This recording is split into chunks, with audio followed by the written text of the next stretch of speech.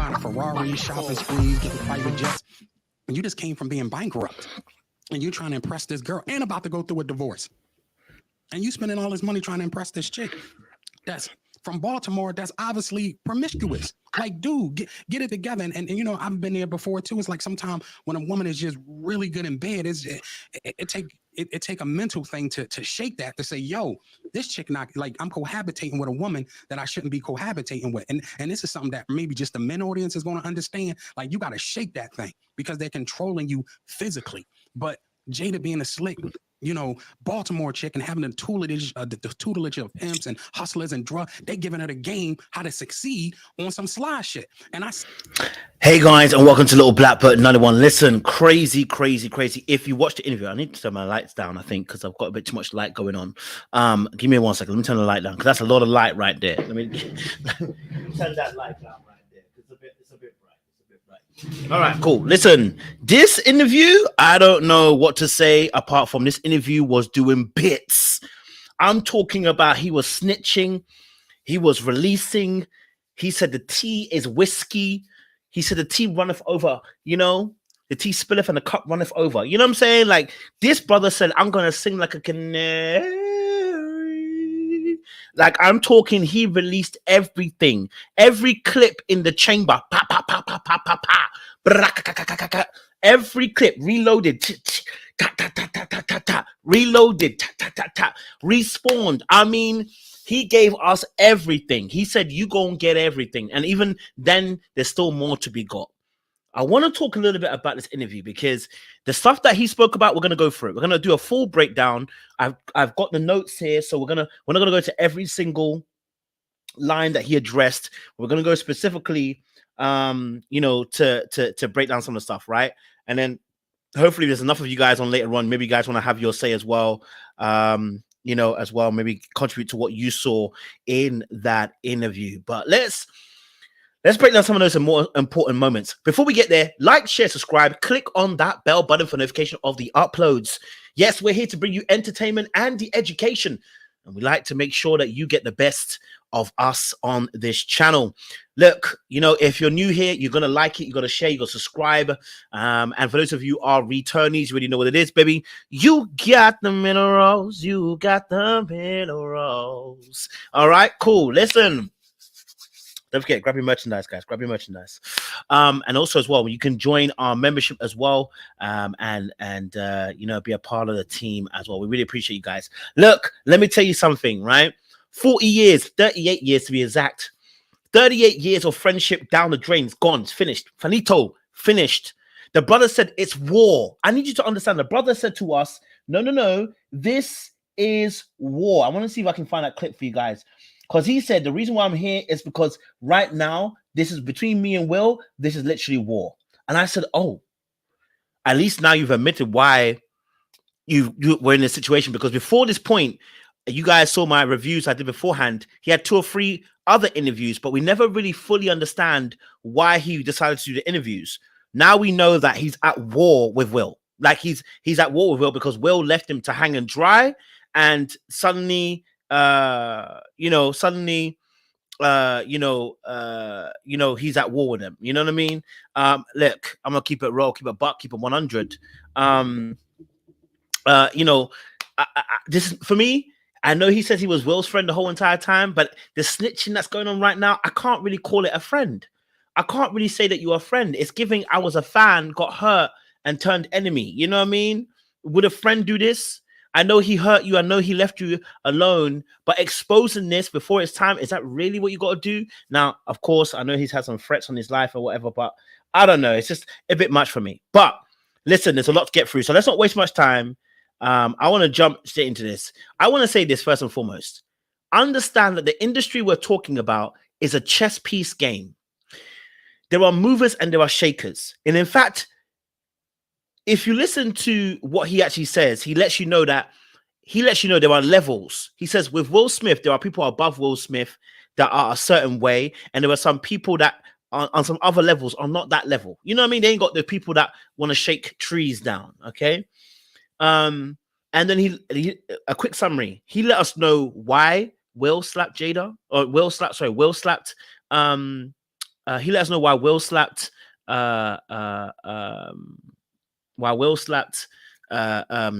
Rock on the stage. He said that Will Smith, the secret that Jada's been do you guys know the secret? No, if you know the secret, if you paid attention to this interview, put it in the chat. What is the secret? If you don't know what the secret is, I'll play it for you. But what is the secret that Will Smith is that Jada has over Will Smith? Huh?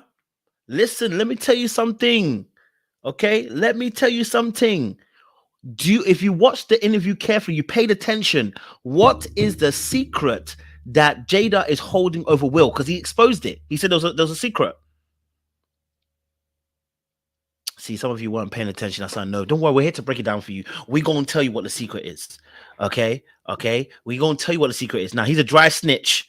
Okay? He a dry snitch. Okay, he a dry snitch, but I'ma still tell you the secret. You know what? You have to watch the rest of the review to find out what the secret was, because the secret is a secret. I can't lie to you, but it's not a secret. Okay, all right. Okay, the secret's a secret, but it's not really a secret. I mean, you know what I mean? But we're gonna get into it. All right, let's get into this video. And let's get into this. Our first few parts. Let's go right to the beginning. Opening thing that he spoke about, because he spoke about Jada a little bit here as well. All right. Let's go. I was about to offer you some time. These guys were cracking up. I had to try it. I know. How was it? Hey, well, just because you come to LA, your sex addiction is not going to stop, right? The little drugs you're doing is not going to stop. Your hatred for men is not going to stop. You thinking that you can use men for the come up, being beautiful, is not going to stop. So when you get to LA, you're going to utilize the only skill set you have is to offer your body and your beauty to a man. Damn. You know, so we got to get into it. Shots fired. Yeah, from a psychological aspect. So when she gets to Los Angeles, everybody's on her. Oh, this girl is beautiful. Oh, she hot. So she gonna finesse her way to the top. Period. That's how she got to LA. She had to suck and fuck her way there. So she gonna have to suck her fucking way, because that's all she know. No man never imputed love. She's operating from survival. You understand what I'm saying? Yeah. She's operating from a place of survival. So when she get to LA and these big actors and oh, you're beautiful, baby, she already know what to do. She knows they got money. She needs the money.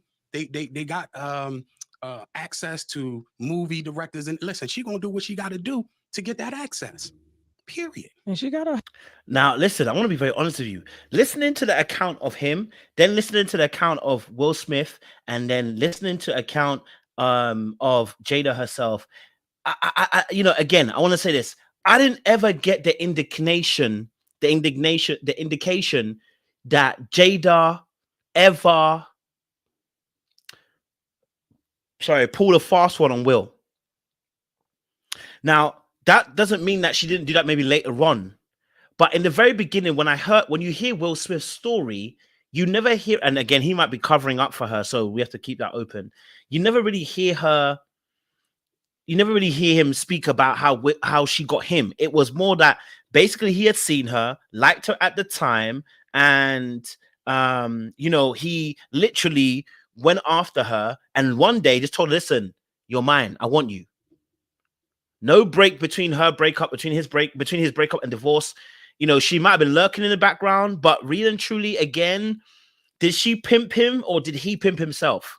This is where Will Smith has to be held accountable, because I've been saying this from the very beginning. How he started is how he finished. Now, don't get it twisted. I think Jada's got some manipulative tendencies, okay? And he will expose that. But in reality, this story, I don't want it to start off. It sounds like the story is already starting off with Jada is like intentionally chose Will Smith as a mark. I beg to differ. Listening to his story, it don't sound like it. Listening to his story, it sounds like, you know what? He was looking at her for a very long time, okay? And he was wanting her for a very long time, and he went and got her after a while. You know what I mean? But that's just my opinion on that situation, right? Let's play it a little bit forward and listen to what he's got to say here. Let's just break it down, right? It's, she have admitted to being addicted to drugs and prescription drugs. Mm-hmm. And she said that she moved to Hiawatha, right? Her and Will, to get off the prescription medicine because they feel that the herbal medicine was better. So within that, we got to unpack it. We got to, hold on. You're saying you were addicted to prescription drugs. Well, how did you get these prescription drugs? And these are one of the things where me and her, had an issue because she wanted me to put some prescriptions in my name for her. I'm not fucking doing that. I'm not doing that. So this lady's already admitted to being addicted. Bilal, you brought the whole nation of Islam with you today, didn't you? This shit finna rock. I mean, I'm not really shocked about that. People who are addicted to drugs are gonna ask you they're gonna ask you to do wild things. I can't lie to you. People that are addicted to drugs will always ask you to try and get more. Is that why that you started feeling some type of way towards her? Come on. Now, unless she tried to manipulate you after, I don't understand why. I don't know why this is gonna be extra. This part I didn't really get. She was on drugs. She was on Percocet or whatever it is. Percocet. I don't know what the thing is. Well, you know what it is. And she's an addict and wanted more from you. It's not a big deal. But he lets us know that the crowd in Hollywood is an enabling crowd. I love that point that he made as well. I want to play that part. It's a really good point that he made. The next shit. She really, according to you, like she really tried to get you to put prescription pills in her name. So here's which pills? What were they? Percocet, Somas, Valium, Adams. Come on, you know she went them Perc 30s. Stop playing with me. Okay. So she's already admitted to being addicted to prescription drugs. Well, how do you give them? You admitted that. Here's the thing about me. I could take your information and use it as evidence. You admitted that. So if you're addicted to those, if they give you 90 pills, then you only got 90 pills. But if you're addicted to them, you're going to need more. How are you going to get more if you're addicted to them? And you live in a bubble. Her and Will live in a bubble. There has to be an enablers. There's no such. If you look at the culture in Hollywood, is an enabling crowd. So she could tell somebody else, "Oh, do this. Oh, I'm doing this because I'm with Jay." No, I'm not doing. I'm not getting Perc 30s. Come on now. What are we doing? But you have people around that will help facilitate that. Like that's weakness. Now I lose who I am as a person. I'll use my shine because of course she can't keep her mouth closed. Now everybody say, "Oh yeah, Brother Bilal, her source. He getting prescriptions for her." Now, what that make me? A drug dealer. Of course. So nobody. Will Smith, y'all tight like thieves now. Right. At what point, because I read his book and he shared a lot in that book. Like I was shocked that he said, he thought about wanting to kill his dad. That's true. That's true. That's like true. pushing him down the steps, and he was in a wheelchair and everything for beating on his mom. Yeah. Every day, and he saw that. Like, I mean, he was so real in that book. So when Jada comes out with a book and I don't see that realness, it's kind of like, you still ain't telling the truth. And that white lady she interviewed with said, "I feel like you don't be telling the truth all the time." I said yes to that white bitch. She called her a liar to her motherfucking face. Well, this is what you don't understand, and I've worked, Will, I worked for one who was the biggest star in Hollywood as his assistant. So, as it relates to Jada, they can't go too deep because they sign all kind of agreements prior to doing an interview. If Jada doesn't approve it, it can't come out.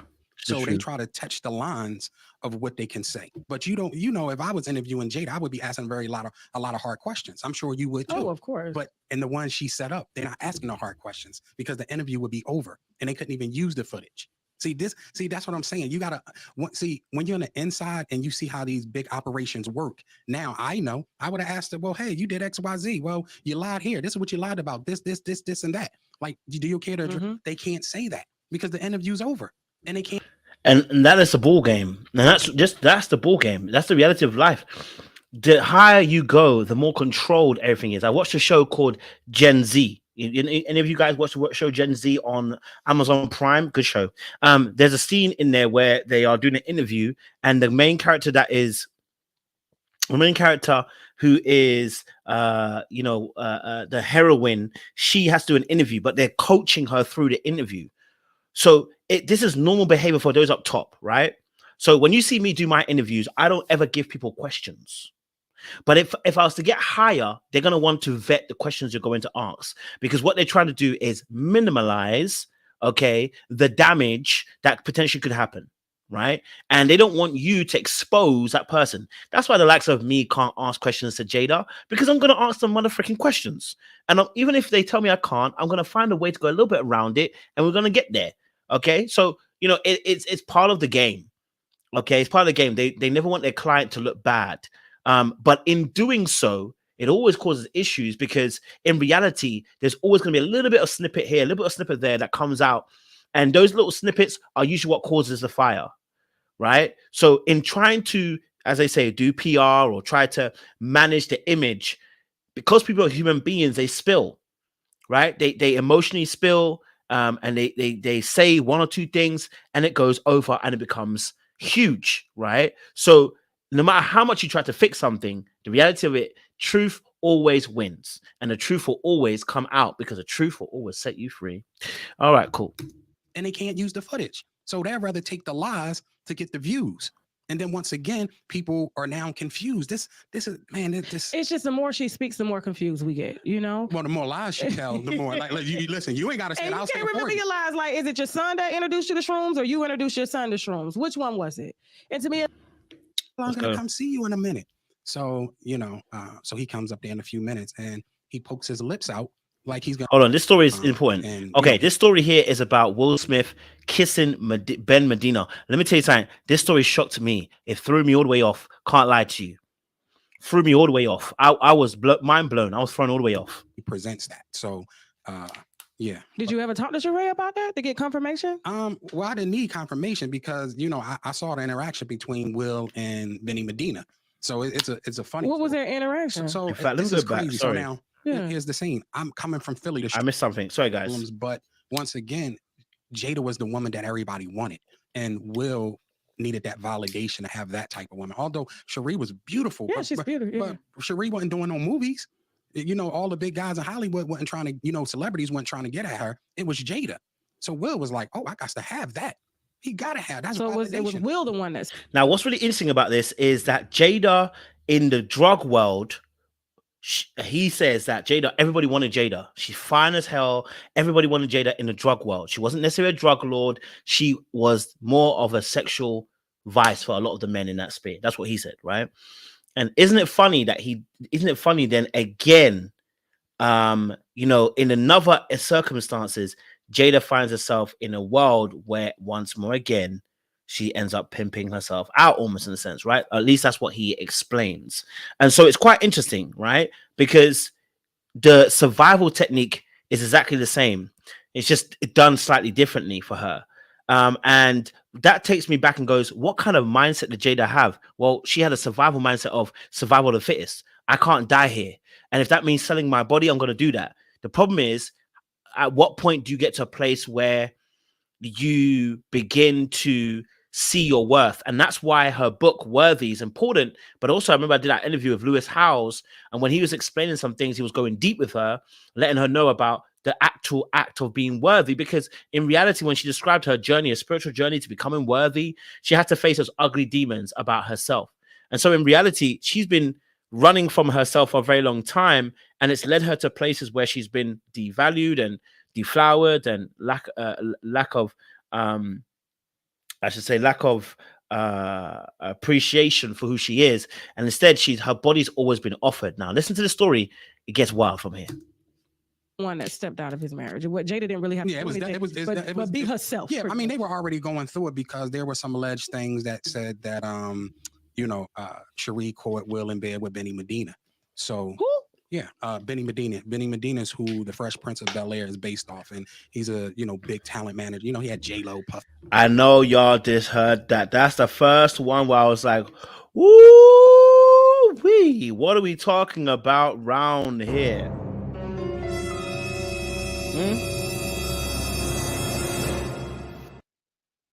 Let's just rewind that so you understand what happened here. I don't need to miss a beat. I'm getting all the good parts for you guys. Sheree caught Will in bed with Benny Medina. So who?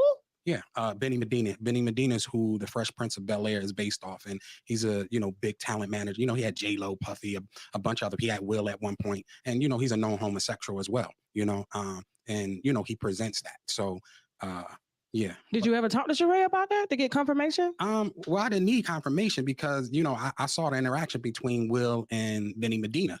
So it's a funny. What was their interaction? So this is crazy. So now here's the scene. I'm coming from Philly, the streets of Philly, but I'm coming back and forth to Los Angeles, right? Okay. So their entertainment culture is different. Yeah, I know you don't drink. No. I'm gonna drink for you. Okay. Go ahead. And so I'm hanging out at the Fresh Prince of Bel-Air, as I do when I go out there. And I'm in Will's dressing rooms, a bunch of guys from Philly or whatever the case may be.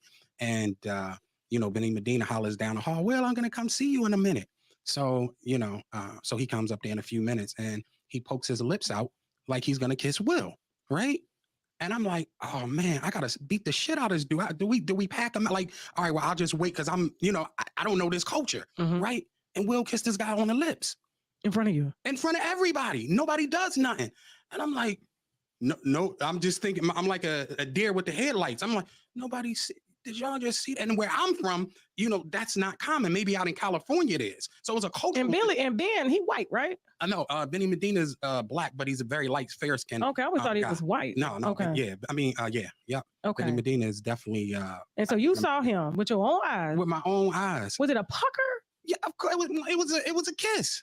I wasn't with no long romantic movie kiss, but he kissed that man. And I'm like, nobody. Now this is before I work with Will. Okay, you were just coming back and forth. I was coming back. Will. He was married to his first wife, Cherie, but talking to Jada. But at this time, it's like it's just weird. It's hard. It's hard to explain. But now with the knowledge and information I have, because what I did in the book was to pull more research was I hired 2 private investigator firms. Now, first and foremost, this is so wild because we got to a place where someone is literally lipsing and kissing. Shout out to you, HFG. Thank you for being a member for the last 3 months.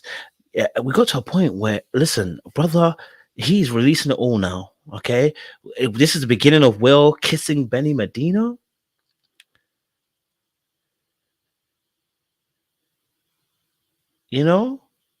Kissing Benny Medina.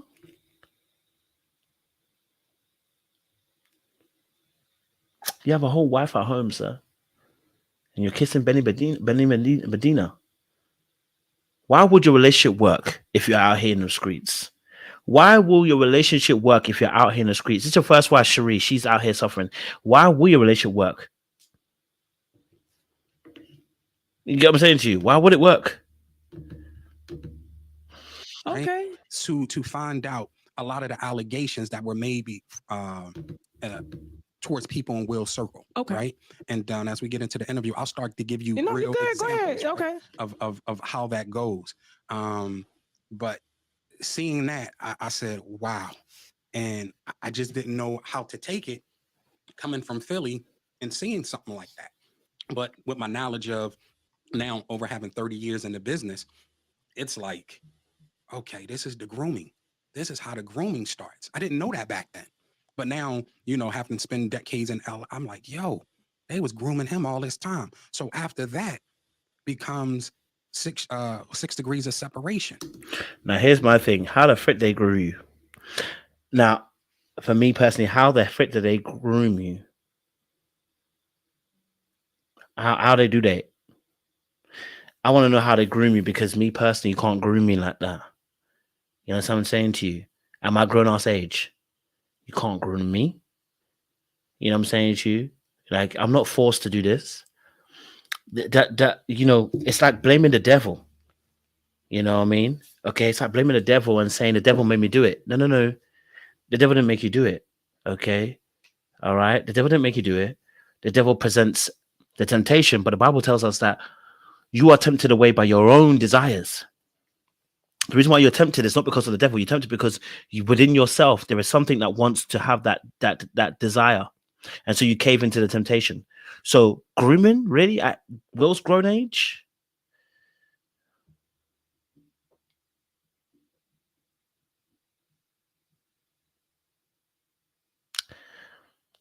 I don't know if I can call it grooming. I'm not saying grooming isn't real. I'm saying grooming at 21. I'm saying at 21, you're getting groomed into this. I wouldn't even say a woman's getting groomed into this. I think there has to be some level of accountability here. This is why the Bible says that you are driven away. You're driven by your own desires. You are driven by your own desires. James 1 in the Bible is a great example of telling us what it is. You want, and it's almost like it's similar to the Cassie situation, but slightly different because Cassie was violently situation, right? They hold you in place because you have something that they want. That you have they have something that you want. You want you want, you know, you want stardom, you want fame, you want the riches, you want the women, you want everything like that. You know, and in that respect, I'm like, grooming where? It's like you wanted those things. You know what I mean? Now that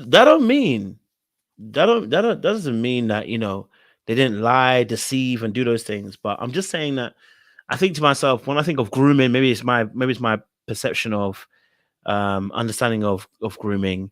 You know, that's probably why. Now, of course, there's some mad things that happen.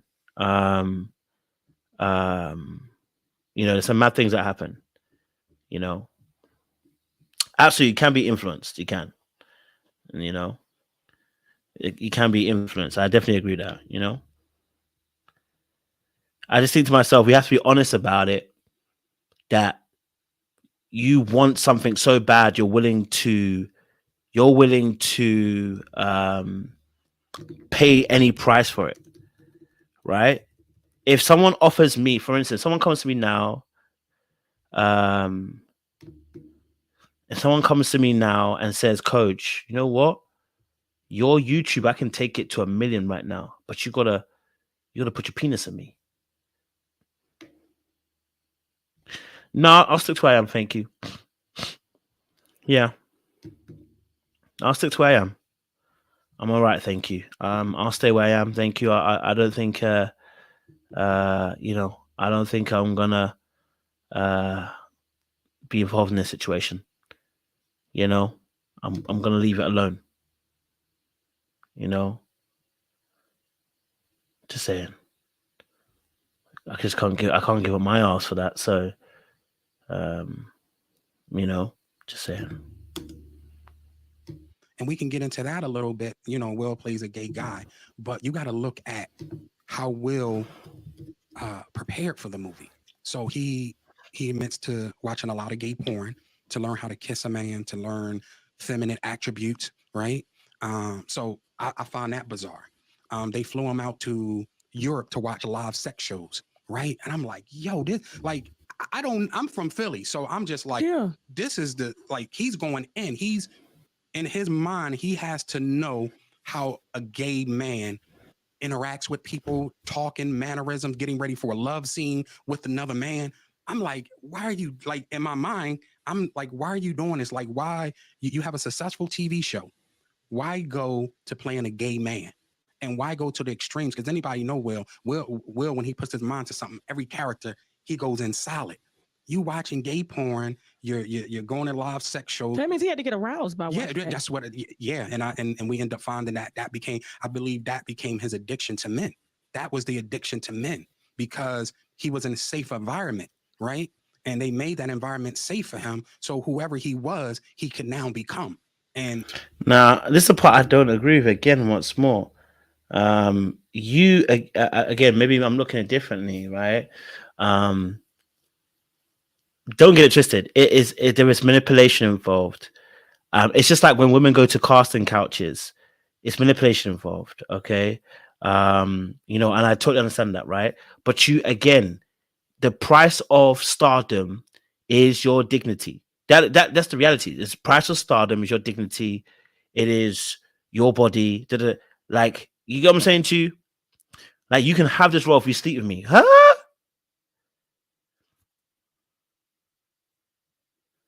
You can have this role if you go to a couple of sex shows. What?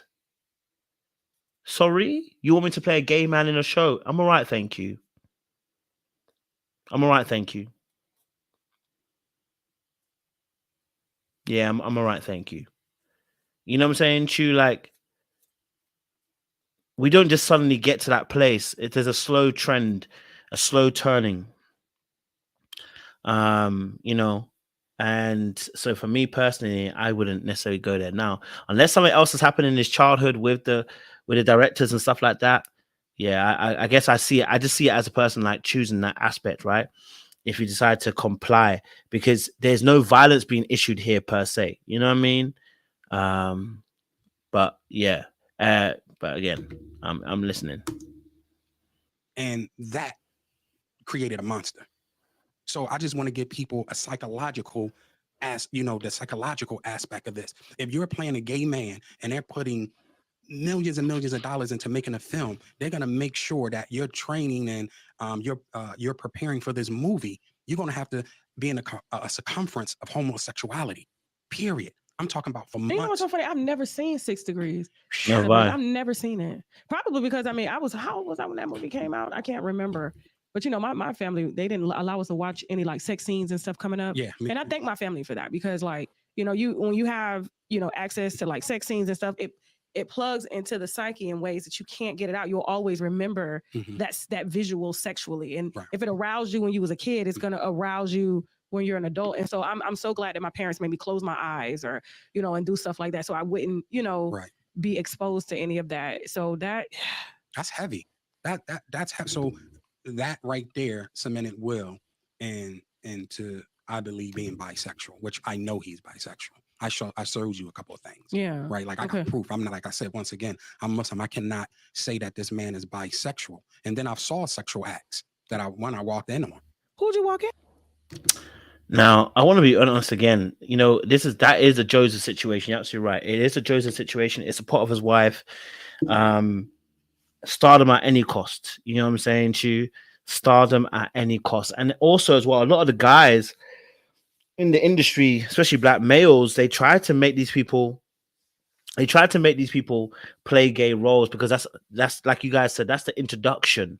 You know, if they play a gay role or, you know, they play a woman, that's usually the introduction. You know what I mean? Into certain other things, right? Like you accepted a woman today, but tomorrow they're going to be like, you know what, let's push a bit further. And the reality of the situation is they're always just pushing a boundary.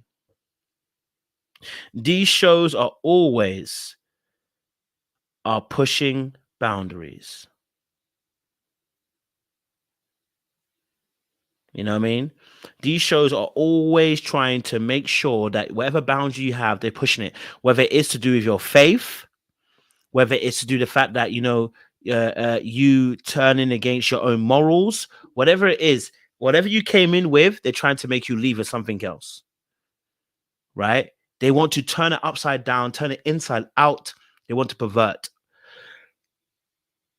Whatever boundaries you have, whatever boundaries you have, they're going to push it.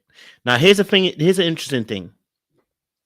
I was listening to an interview by a guy who played a role in the Muhammad Ali, Malcolm X. What was it? Who else? Sam Cooke. What's that? The one that was released by, I think it was, who directed it? Regina. Was it Regina King who did it? Yeah. So that particular show, the guy that's there, he turned Jehovah's Witness. You know, he turned to Seventh-day Adventist, and what he said was when he was going to these shows, when he was booking shows, he would say he doesn't want to. He doesn't want to work on a Saturday, right? Because it's the Sabbath for him. And when he would book the show, they'll be like, you know, he said, listen, you might have to work a night in Miami. Thank you. You might have to work, but we call it, I don't know what they call it a name. He said they called it a particular name. And what he said was, he didn't realize the very first time when they didn't say definitely he wouldn't be working Saturday. When he tried to not work the Saturday, they forced him to work Saturdays, right? So what he did after that was like, oh, I didn't realize they trying to play me, right? Now, as soon as he said that, he said, listen, I'm not working Saturdays. But as soon as he said he's not working Saturdays, what immediately happened is the industry also pushed back. So then he stopped getting roles, or certain directors will be like, yeah, we like you, but you know what? You have to work a Saturday. He'll be like, nope, I got sick to my faith. Sorry, got sick to my faith. Okay. And then, you know, it got to a point where, you know, he stood on his ground because I think he said he saw Devon Franklin and other people. And what he said was, hey, look, stick to your principles. So once he stuck to his principles, yeah, at first the roles weren't necessarily coming all the way, but because he was so good at what he did, the roles were coming, and they will respect the fact he doesn't work on a Saturday. What am I trying to say? I'm saying this. in reality, Satan always pushes boundaries and tries to see what truth you have. See, in the Garden of Eden, Satan didn't force Adam and Eve to eat the fruit. No, he didn't. What he said was, I'm testing the truth you said you have. See, you told me that you've got the truth. All right, I want to test to see if you've got the truth. Let's see how much you believe the truth. So I'm going to put a little bit of temptation here. I'm gonna tell you, did God say you shouldn't eat the fruit from the tree? Oh, God doesn't want you to eat the fruit from the tree because you'll become like him. Right? To a point where at one point, Adam, not Eve, went even said, no, we're not supposed to even touch the fruit from the tree. No. God didn't say that, right? But the messages have been poorly passed down. Here's the reality: the industry, especially those who are grown adults, not like kids. Kids are different, but again, you got to be very watchful of your kids going into this industry. They push boundaries, right? They push boundaries. They are pushing people, and they're going to test to see who's willing to sacrifice it all to get a piece of the slice of the cake.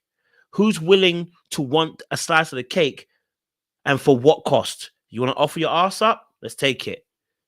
You want to offer your mouth? Let's take it. You want to offer your body? Let's take it. When someone's saying to you, either, you know what, you're going to get this hit record, but you got to sleep with me, you should really go the other way. You should say, no, I'm all right, thank you. Ladies too, if someone's telling you, listen, hey, you know what? I got this banging track. I want to give it to you, but you got to sleep with me. You quit it, leave it, get away. Right? Don't try to wrestle it now with no, that person's operating as a demon and a devil. So you ain't going to win that battle. You walk in on him and Dwayne Martin. Okay. I can give you the story. I can unpack it. Please unpack it. I had to unpack just that because, there's been rumors. And of course, like I said, Tisha Campbell. Good friend of mine. My sister. Didn't even know that, Will owned her house with her husband. Yes. Probably that Will owned his house. So you walked in. So tell me how you came to know all this, please. So here's the thing. So me working with Will for a number of years and on a number of movies, right? I went to do my own thing, and so I was want to meet with Will. The producer might want to meet with Will, so I'm there 2 hours early. It's a lot of work. It takes dedication to be an assistant of one of the number one actors in the world. So it's like I didn't have a life, but I was cool with that because I know that I was saving my money. How much was he paying you? He paid me well. he paid, like, I can't say that he didn't. No, it wasn't like I was making a lot of money, but you don't Will for a lot, for a long time, just traveling with him, seeing how things work. He told me to put in my mind, if I was in that position, what would I do? How will I handle these things? And we would talk about that. And then I would wait, hold on, did I miss it? Driven business. And then, if you look at my Instagram page, there are hundreds. That gives me a 16-hour day. Okay. And then I'm there an hour after. I didn't miss it. Hold on. Many years. I'm like, what? Like in my mind, I'm like, why do you need me to hold Dwayne Martin down on this little ass TV show? Like, don't he got a wife? Right. Well, we're just holding down, making sure he is day to day, right? And so he basically wants you to be his assistant. Like how you were yes, absolutely. For a TV show. For a TV show. That's all he had going on. He had no movies. No, but Will is produced. Will and Jada are producing the show. But I'm going to get to. It wasn't about me holding him down so that he can, work at his apex. It was, he had me spying basically on Dwayne Martin because they were having a spat because Dwayne was messing with Lisa Ray's husband. I don't even notice at the time. I'm doing my product placement stuff. That's why Lisa keeps saying Dwayne Martin took my husband in her interviews. Yes. Because she is still mad about that to this day. Dwayne Martin took my husband. Yes. So what? Lisa. Yeah, that was. And I read in between the lines because I was like, why is she saying it like that? What do you mean Dwayne Martin took your husband? Baby, if he took your husband, he didn't want you. He wanted the dick.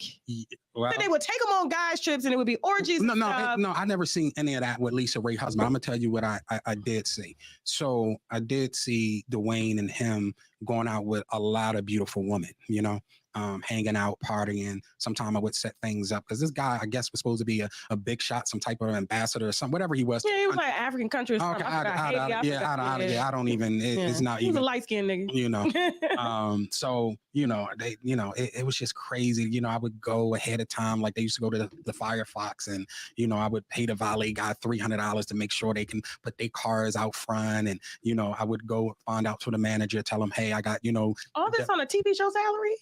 Oh, listen, here's the thing. Because TV actors don't get paid like that. Well, this is Will's lover. Dwayne got money. Come on, are you kidding me? You gotta look at. He bought his house for him. He bailed him out of bankruptcy. Will got subpoenaed by the FBI. Dwayne was about to go to jail for embezzling money, for hiding money in the bankruptcy with Tisha. So I want to see. It's a lot to it's so much to unpack. That's why. Damn. So he said that Will Smith was Dwayne Martin. Dwayne Martin was Will Smith's lover. He said the brother Will Smith was paying for stuff for brother Dwayne. He bought him a house, everything. Yo, man treated him like a gyal. Man treated man like a gyal. Whoo, baby. Treated him like a gyal and said basically he was putting up Dwayne Martin houses, cars, clothes, whatever you named it. I suppose. I just want to be successful. Like, it's crazy. Like, it's madness. I deepen it. Will Smith had a lover in Dwayne Martin. Hey. And it was in Will Smith's name. Whoo, he was sugar daddying it up for Dwayne Martin. My God. Why? Well, we have nothing but time. Okay. Well, hopefully you'll have me back in 3 weeks as I do more interviews and I share more things, because it's so much. No, well, go ahead. We're here now. Let's talk about today. I would go and give money to, the manager and say, hey, I need 2 girls at the table. So if any of our guests need anything, we can just basically snap our fingers and it's there. And so, then this is the all thing about being a great, what? And I said, I don't know what you're talking about.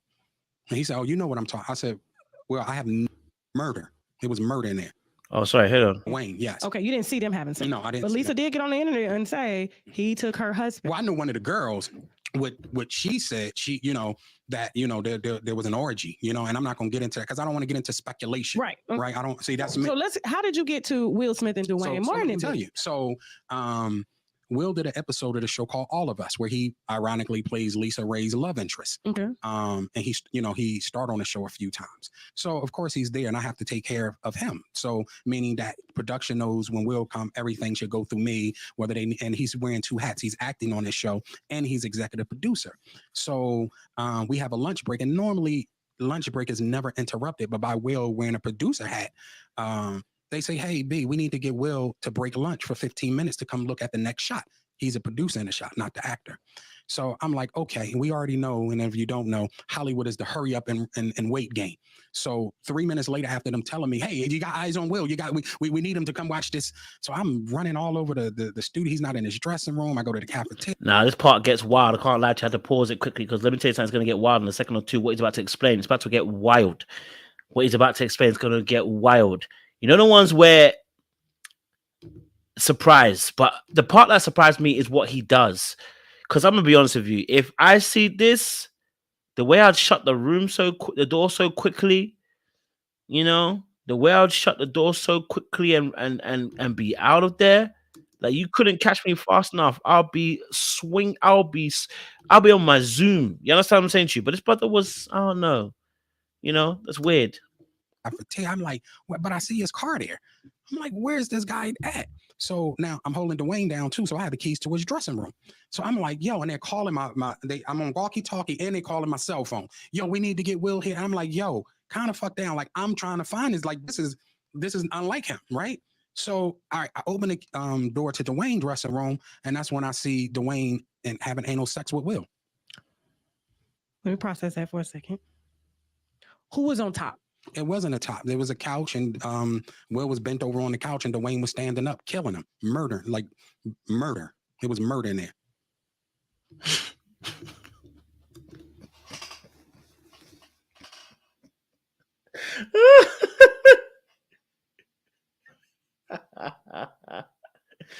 Yo, man said it was like murder in there. He said it was like murder in there. I want to know how long you have to watch to know. You know what? I don't know if I'm just my imagery in my head is like thinking to myself, what?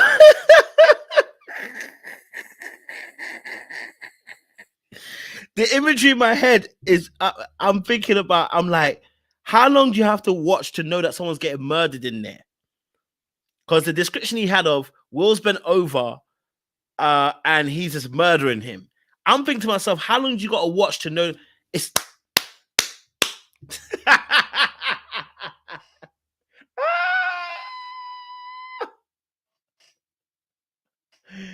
Yo, that is wild. Woo! Woo!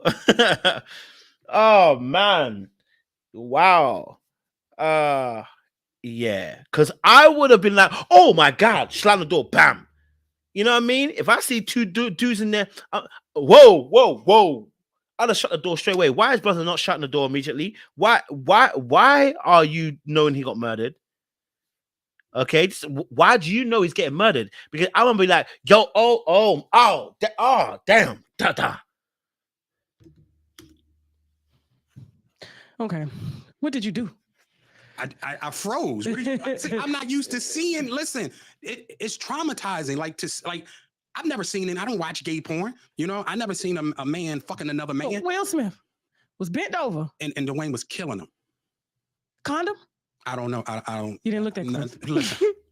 Nigga said he froze. Nigga said he froze. Nigga said he froze. You froze. How you free? Nah, don't get it twisted. We all react differently. Okay. All right. That's it. Aisha, that's it. There you go. That's it right there. Listen, even when I was with the deer and headlights, and I finally said, "Oh shit," and they turned around and said, "Close the fucking door," right? So I back out the door. I'm not going in there. Fuck no, I ain't going up in there. I back out the door, lock the door, I leave, right? So now I'm off of walkie-talkie, everything. So it's chaos on the set. Nobody can get in touch with Will. Nobody can get in touch with me. So I said, all right, I gotta leave. Then I said, do I leave or do I stay? So I said, you know what, I'm gonna stay, but my position is I didn't see anything, right?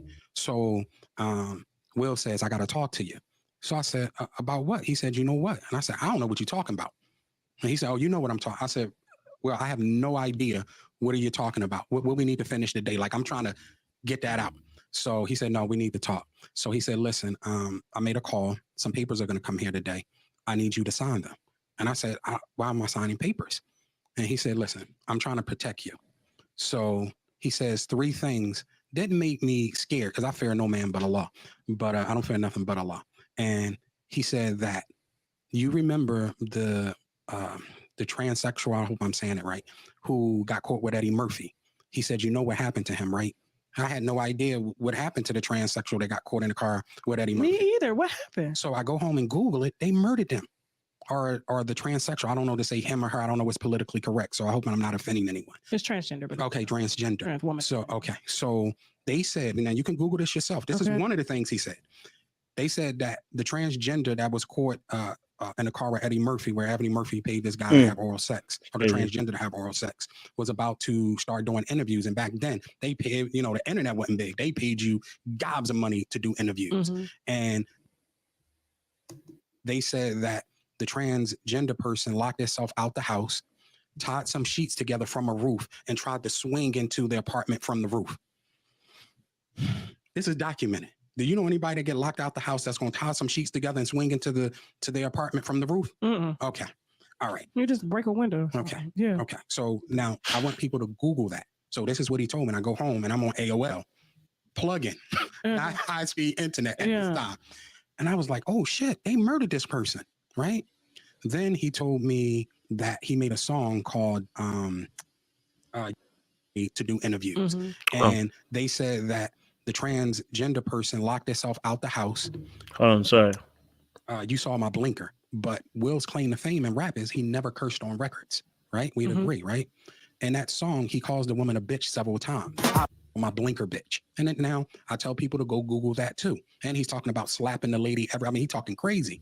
My blinker bitch. And then now I tell people comes back Will cussing on records. I said, this is crazy. Why haven't nobody ever called him out saying he never cussed on records? And he's obviously calling women bitches and talking about he gonna slap somebody on his record. Then he said he referenced the Fresh Prince of Bel-Air, the first Aunt Viv, of how he got rid of her on the show, right? And she'll never work again. And he said, I don't want this for you. And I said, yo, I never went. So what was he going to sign? Because that's the one part I need to know. So when he said, I don't want this for you, I want to know what he wanted to sign. But actually, I think he ran away. That's why. Back. Never went back. You didn't sign the papers? I didn't sign the papers. I didn't talk to Will. I went to go stay with one of my friends and I just disappeared for a minute. But this is the craziest thing ever. Guess who brought us back together? Who? Jada. Really? She calls me personally. Yo, this stuff, it's exciting. I can't lie to you. You know, I can't be like, I honestly, yeah, I can't lie to you. It's a madness. It's a madness. This next part, I was chomping at the bit. I said, damn, this part was exciting. Can't lie to you. This story here about Jada and Scientology, ooh, it was hot. This part was hot. Hot. A bunch of celebrities get together and, you know, Will's going to be there and I just want y'all to be happy. And, you know, I want y'all still to be friends and this don't even sound like her. So I didn't go. I get a call from another one of her assistants and say, oh, Jada's having another event at the Celebrity Center and she wants you to be there. So I said, all right, give me the address. Give me all the information. I Google it. Guess what she was trying to get me to come? Where? To a Scientology center. Oh. I said, okay, no, thank you. You can't even make these stories up. You can't even make these stories up. So Will and I end up getting. So the Celebrity Center is called the Scientology Center. Yes. Yeah, but it's owned by the Church of Scientology. Okay. Which I have a whole chapter in the book about because Jada went in on that as well as Will. And that was the sickest display of behavior I've ever saw. Give me some examples. So all right, so we get back, even though I didn't go to Scientology Center, Will would, you know, have these little events at his house. But you have people from the church and Scientology there are trying to recruit people to get into Scientology. Then Will would give all these books to people. I believe the book was Dianetics. Now it's interesting because I actually went to there's a Scientology museum, a Scientology building actually in Birmingham where I live. It's around the corner. I actually went into there. I went and looked at the museum. And I'll be honest with you, on the surface of things, it doesn't look crazy at all. It looks well built, looks well educated, like a library full of stuff. It looks very cool. But I'm sure when you go underneath it, the ominousness and the darkness of the situation gets exposed. But yeah, the fact that they were recruiting, she knew what she was doing. Jada would have made him a sacrifice. He lucky he didn't go. Allegedly, Jada could have probably made him a sacrifice. Allegedly, you know what I mean? Could have turned him into a little sacrifice to the gods. He lucky he didn't go. If he went, he could have been sacrificed to the gods. Before you know it, he'd have been dum dum dum dum dum dum dum dum dum. You'd have been sacrificed. You'd have been finished. Or something like that. Yeah. And some different other ones. I read that book. Okay. I was doing research years ago on Scientology. Never was interested in it, but I've always been fascinated with. I did read the book. I 3-4 months, you know. So I'm just like, this is odd. She know I don't really rock with her. Yeah. And she's made it perfectly clear that she don't like me. Let's talk about that real quick. I mean, why? And I know you kind of touched on it a little bit earlier. Why don't you and Jada fuck with each other? Like, what happened? So here's the thing. Jada didn't want anybody who had street sense around Will that would give him the ability to look at their disturbed relationship. Y'all see the Latin premiere with my man Big Will? You know what I mean? 8 months, you know, I'm 8 months vegan, getting this weight down. Yeah, letting it show. My first marriage, I got married when I was 20. I pressed the wrong button. I was trying to speed it up. Jada didn't want anybody who had street sense around Will that would give him the ability to look at their disturbed relationship. Y'all see the Latin premiere with my man Big Will? You know what I mean? What's going on? Sorry, guys. Just trying to get this. Yeah, there we go. Who and Jada fuck with each other? Like, what happened? So here's the thing. What's this thing Jada doing? didn't want anybody who had street sense around Will that would give him the ability to look at their disturbed relationship. Y'all see the Latin premiere with my man Big Will? You know what I mean? 8 months, you know, I'm 8 months vegan, getting his weight down. Yeah, letting it shine, baby. You see the glove? Yeah. You see the glove? We doing it. He got his nipples out. All right, you embarrassing me. Right? So her thing was, I was too nice to people. Her other thing was that I didn't give her the greetings and salutations that I gave others. So, for example, if I see you somewhere, I'm be like, Sister Tasha, how you doing? Boom, it's a pleasure to see you looking good. I see you still doing your thing. Listen, sister, keep going, keep moving, keep growing, and keep inspired. At this point, hold on, let me just reset this because this looks like it's trying to play us. Nice to people. Her other thing was that I didn't give her the greetings and salutations that I gave others. So, for example, if I see you somewhere, I'm be like, Sister Tasha, how you doing? Boom. I mean, No, well, we already dispelled that. Did you and Will ever have closure conversations on that sense? Heck no. I'm not having heck no. There wasn't no closure. Did Dwayne Martin ever try to come to you and talk to you? I didn't listen, because here's the thing. When you're dealing with a real cat, it's just like, I don't listen. That's y'all thing. Like, I'm not gay bashing Will. I feel that Will should just come out, right? Because it's going to eventually come out. Been after myself, right? They will make you check into a rehab, and they'll pay for the rehab. Even though you're not on drugs, they're going to pay for the rehab. Now, this part is interesting because this is where the setup comes in, you know? So they if you're friends of Will and Jada, they're going to put you into a rehab. And this is really powerful. Listen to what he actually describes. I think to myself, raw, like, this is what they're doing. Some dark arts, boy. This is manipulation 101. This is dangerous. I hear you. And you have to go if you want to work with them, right? Or be in their circumference. Then they're going to say, hey, we need you while these cameras rolling to go in there and take some money out of our pocket. You know, we left some money in the coat pocket. Go in the room. The cameras is going. Go in there and take that money out. Right? Do they know the cameras is going? Yeah, they're telling them, because this is the setup that if they hire you, or when they hire you, if you decide that you want to expose something, they're going to discredit you. Oh, this person's a junkie. We love them, but we had to pay for their rehab. We got video of them stealing money out of our pocket. You know, they'll tell you, hey, give you your credit card, go shopping, go get yourself some sneakers, a jacket, a hat, high end, What the fuck? Yeah. And then Jada will report the credit card stolen, but they won't press charges. So if you ever try to give information on Will or Jada, they automatically discredit you. So now it's like, why do you think people don't speak up? Why are not people speaking up? They can get a bag. I know what I'm offered for book deals. I know what I'm being offered, right? So it's the discredit game. If they clear to break their NDA, they're going to be say, oh man, this person's a junkie. Then, they're going to have some sexual act. Their reply is like, we don't know, because you ain't really have nothing to do with this anyway. I said, oh, okay. Now they don't know I recorded them. Okay. All our meetings, I started recordings. Okay. Saved all the emails, everything. I reach out to Will to say, hey, dude, they trying to, like, what's going on? No response. I reach out to Will again. No response. Then a slap happens. Now, I can't get in touch with him, but I can get in touch with Dwayne Martin, because Dwayne Martin called me after the slap to say what he had to say. What did he say? Will had his Tupac moment. I said, this guy's a fucking clown. This guy's a fucking clown. Both of them. That's what Dwayne Martin called me to say. Then even in the book for it as the QR code, his number is going to be, redacted, but showing that his number called into me. So certain ones will be there, like the 818 and whatever the case may be. Right. I said, this guy is a clown. He said, now I need to know what the Tupac moment is. Anyone can put in the chat, what is the Tupac moment? I want to know, what is the Tupac moment? But all I will say is that immediately when he did that, Jada also felt like she found an attraction towards Will again once more. So what is the Tupac moment? I don't get it. Did Tupac do something that was like that or something similar? But he said he had his Tupac moment. I don't get what he meant by that. So if someone can understand that, interpret it, bring it to the table, be very healthy, because I don't know what a Tupac moment is. I have no clue. He said Will has his Tupac moment and let people keep talking shit.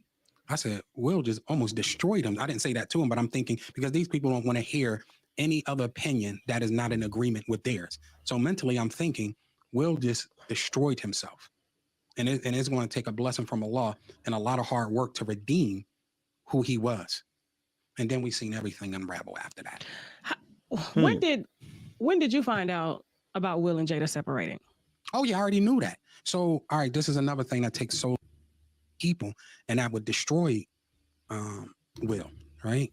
And you know, when Jada goes into her rants on Will, you know, she tells him he got a little dick, he can't fuck, and all like that begins to chip at a man's soul. That hurts. Like, though, it's like getting like a slave getting whipped for your woman to say that you can't please her, or you know. So according to you, saw her say that Will Smith had a small dick. Oh yeah. Oh, when she Because get. Oh, listen. A lot of people have. I mean, Jada has said worse, right? Jada has said worse because she's out of control, and Will cannot control her. You understand what I'm saying? So, and at this point, you know, I would have conversations with Will, and I see the decay. I'm not working with him at this time, but I'm still his friend. I'm at all the events. Yeah. You can look on Instagram, hugging me, B, this is my guy, all this kind of stuff, right?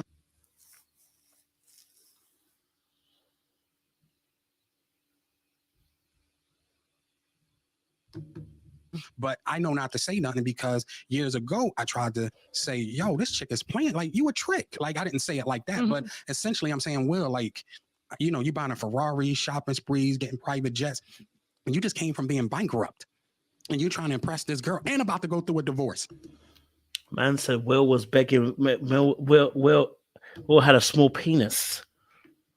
Oh, that is political. That is very political. Oh my days. Man said that she had a penis. He had a small penis. Do you know how rude that is?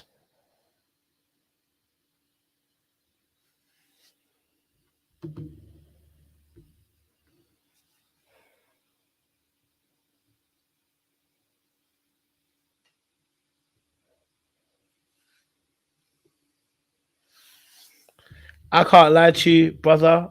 We know that's sus. You know, we know that's sus already. I'm telling you, I ain't never talked about another man's size of penis. I don't know why he's talking about that.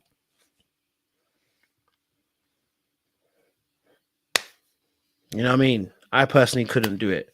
Personally, I couldn't do it. And you spending all this money trying to impress this chick that's from Baltimore, that's obviously promiscuous. Like, dude, get it together. And you know, I've been there before too. It's like sometimes when a woman is just really good in bed, it take a mental thing to shake that, to say, yo, this chick not, like, I'm cohabitating with a woman that I shouldn't be cohabitating with. And this is something that maybe just the men audience is going to understand. Like, you got to shake that thing because they're controlling you physically. But Jada being a slick, you know, Baltimore chick and having the tutelage of pimps and hustlers and drug, they giving her the game how to succeed on some sly shit. And I see her applying this game because I'm from the street to my guy. But he's so, oh, I want her, and you know, oh, she the baddest chick and so forth and so on, that he not paying attention to nothing. Nothing. Man, he cussed me out so bad. Tell me to stay the fuck out of his he ain't never talked to me like that. Ever. And I was just, ever since then, listen. Nothing. Even when he hit me and said, you know, he had thoughts of suicide and all that kind of stuff. But let me go back into the story because this gets really deep. So when I hear her talk to him like that, I can understand, because sometimes you can beat a person so much that they fall into submission. And that is where Will is at, you know?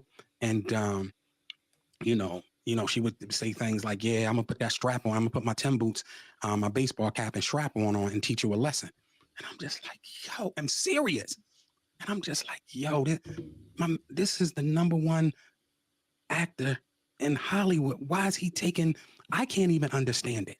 But now I have a greater understanding because she took his pride away. He didn't think he was worthy.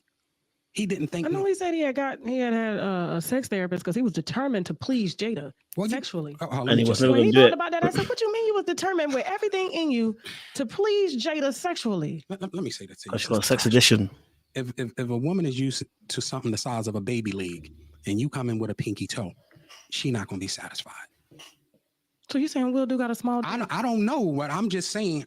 I am saying to you, if a woman is used to something the size of a baby leg and you come in with a pinky toe, there's nothing you can do to please her. You can buy her 80 cars. You can get her 80 private jets. If she's itching for that baby toe, if she's itching for that baby leg, she want that baby leg. And if she used to getting the baby leg and you ain't bringing the baby leg, whether you're the #1 star in Hollywood, whether you buy her a big mansion, then he tried to come in a situation and kind of threaten me. But that didn't work. I kept on. When a slap happened, they asked me, please let us get through this. Right? Because it was, imagine if I would have came out with all this stuff during the slap. And then even though Will is not being my friend and allowing Jada to just crush me, right? I just didn't have the heart to do it after that slap situation. I really must say, when I made Salat, sometimes I would cry, right? To see just how much because I thought Will was going to kill himself because he's already fragile from dealing with Jada. I thought this would be the straw to break his back to where he want to take his life, because Will has talked about taking his own life before. So let's go back to the other story of Jada stepping out. So, and this has already been out there. Yo, this is wild. So Jay, when they did Hawthorne, Jada started fucking with Mark Anthony, who is J-Lo's husband, right? When they did a TV show called Hawthorne. Is that why they divorced? So Jennifer Lopez and Mark Anthony. Yeah. So I damn. He just exposed another couple, boy. He said, "Listen, another one to the wolves." I go look at J-Lo and Mark Anthony.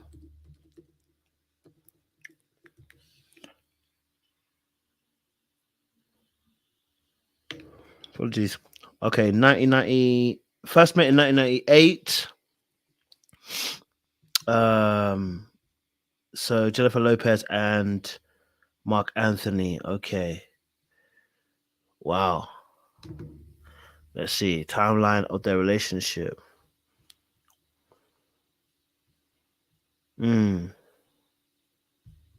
Okay.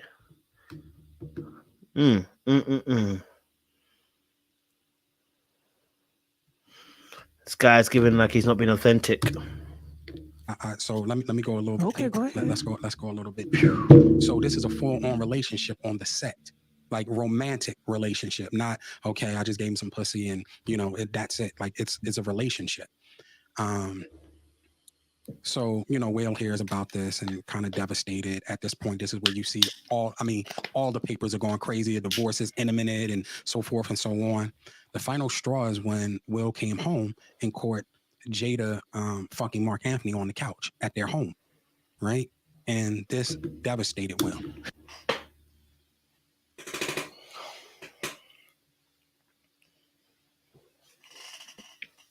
Yo, I don't have any words today. I can't lie to you.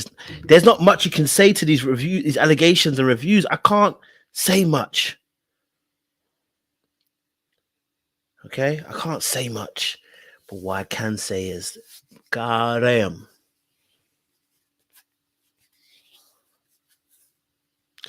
Goddamn. Damn, Jada. Listen to the story. Right? I even had a conversation when Will wanted to kill himself. Right? No pussy? Yeah. Well, here's the thing. When they're together, Will's comfortable with that. Will's comfortable with someone fucking his wife when he's there. Is when he's not there is the insecurities. Anthony on their couch in their home, right? Because he know they were already fucking on the. So that lounge, Dwayne Martin said it was owned by Will. Will brought him that. The Bentley, Will brought him that. The home he lived in, Will gave him the money. Boom. Some of the roles that Dwayne Martin got, Will called BET to get him on there. Like, this is factual stuff. We're not dealing in speculation. I'll let everybody else speculate because they're not from the inside. I'm from the inside giving you the information to the outside. So, that's when she gained supreme control over Will. And as you see, she put so she got rid of all of the top guys around Will, that were real friends, and replaced them with her people. If you look at Jada, she got her mom and all her friends with her, a big teams of people, because Will don't want to be known as a woman beater. And he beat the shit out of her and wanted to kill himself at this point. But I'm not saying that I condone it, but I can see how a man coming home and seeing his wife being fucked on the couch and you trying to do everything in your power to please this woman. At some point, you got to know and understand that you cannot please Jada, and you become complicit in the way she treats other people, even myself. So, you know, somebody said something that's very profound. I did an interview with a guy named Andre Taylor, and you know, he used to be a big pimp back in the day. He's called him Gorgeous Dre. And he said to me, he said, "How can you expect Will to be your friend and have people flying out from Philly, you know, 3-4 times a year, It's crazy, doing man. something big, you know, inviting Look all at his my friends and notes. all." So it's like the battered syndrome. It's like a man that batters a woman. He takes the family away. He takes the friends away, and he just abuses her and this woman in silence. Well, it's the reverse. Jada got rid of all his friends. Crazy. So now, and she got all her people into place. So now he's just a beaten, scorned man. So he won't divorce her because he's afraid that she's going to ruin his career. Of course. I mean, I've kind of always known that. Like, he's just, everything. Let me just keep her happy and quiet. Yes. Let me just keep her happy and quiet. I don't want people to know, you know, I'm bisexual. I don't want people to know that I'm a fucking woman beater, you know, and there's some other things too. But I'm because, see, like I say, you can't feed a baby steak because they can't digest it. I got 30. Sorry, I went ahead. My bad, guys. Hold on. And I can't give it to you all. And listen to this, guys. Things that Jada has over him, Will lost it and beat the shit out of Jada. I mean, beat the dog shit out of her. That so bad that they had to make a makeshift hospital. Listen to the story, guys. Listen to the story. You know, listen to the story. story Talk about the divorce rumors and so forth and so on. It was a big crisis management. Many people tell you Will was driving around California. I mean, just he's gone. He brought the Wayne a club called Zen Lounge, and Will would come in there and just be drinking and like just this wasn't the Will.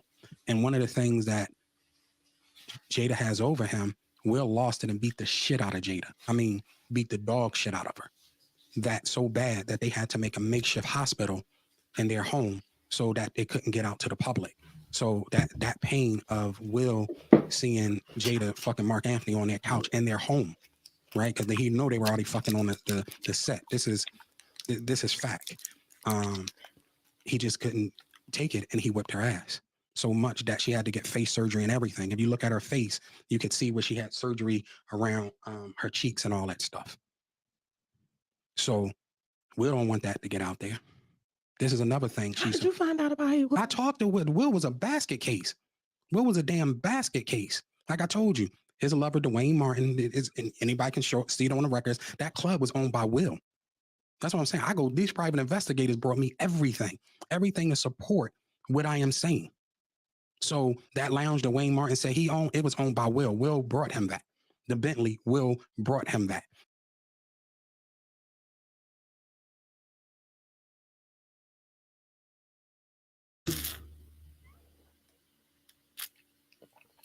My bad, you're right. I should have put a trigger warning.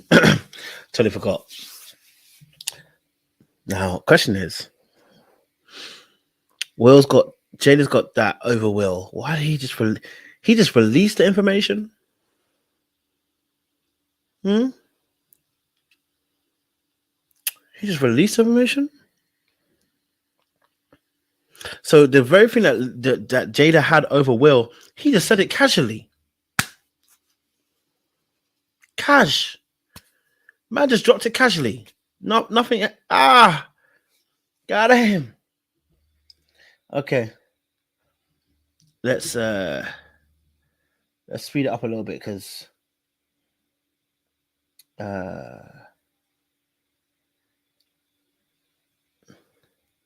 it's gonna get there to madness. Let's go this.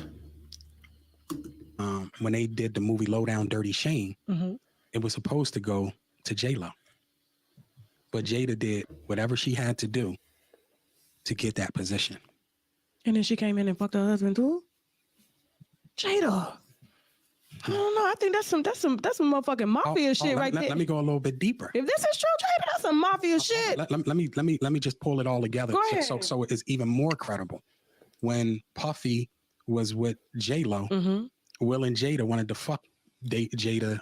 Will and Jada wanted to fuck Diddy and J-Lo, and they were going hard trying to get them. And it's this guy, I believe his name is Mr. Gene Deal.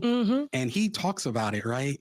And I was at that party because, you know, Will used to, for his birthday and different events, do these lavish parties and like all that stopped when Jada came in, like start to get control over him.